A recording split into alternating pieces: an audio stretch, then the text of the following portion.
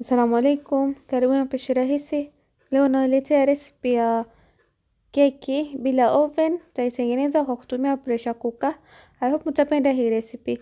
Kama wewe ni mpya kwa channel yetu, usisahau kusubscribe na kubofya hiyo kengele itakayokuja baada ya kusubscribe ili uweze kupata kila recipe mpya tutakayopost. Pia like hii video na share na wenzako ili uweze kufaidika.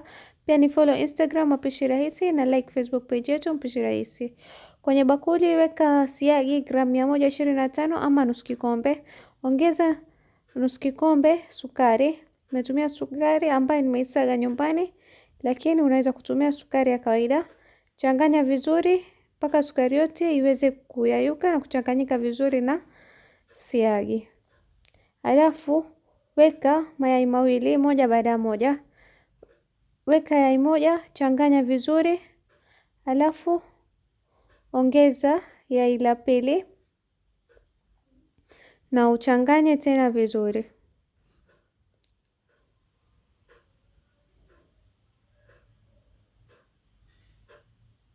Baada ya kuchanganya, weka vanila kijiko kimoja kidogo na uchanganye vizuri.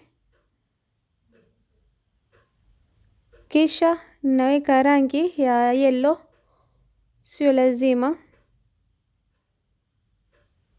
Kama utapenda kuweka wewe pia weka.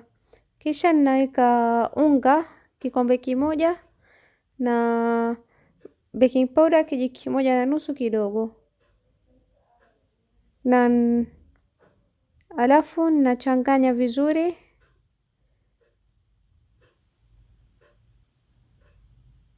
Hakikisha hakuna madonge ya unga kwenye mchanganyiko wako.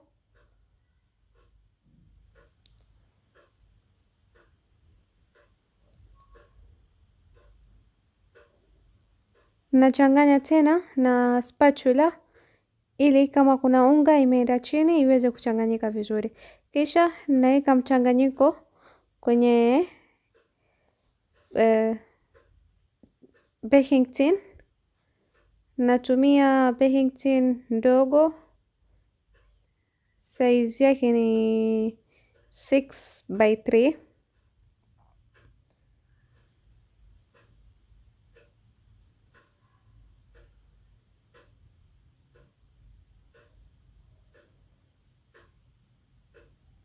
Paka mafuta na unga kwenye baking tin yako kabla hujatia mchanganyiko wako, ama tumia baking paper.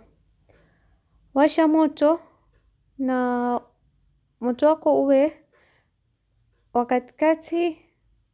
Kisha weka pressure cooker yako kwenye moto, wekelea rack kama ulivyoona kwenye video, kisha finika na uache ipate moto dakika 5. Baada ya dakika 5 weka keki yako na moto uwe mdogo, kisha finika na upike kwa moto mdogo dakika 40 hadi 45, ama ukiweka kijiti katikati itoke safi kama unavyoona kwenye video. Pia unaweza ukaweka kisu. Ikitoka safi inamaanisha keki yako iko tayari. Toa keki yako kwenye pressure cooker, iwache poe kama dakika 10 hivi, kisha toa kwenye cake tin. Wacha keki yako ipoe kabisa na iko tayari kuliwa.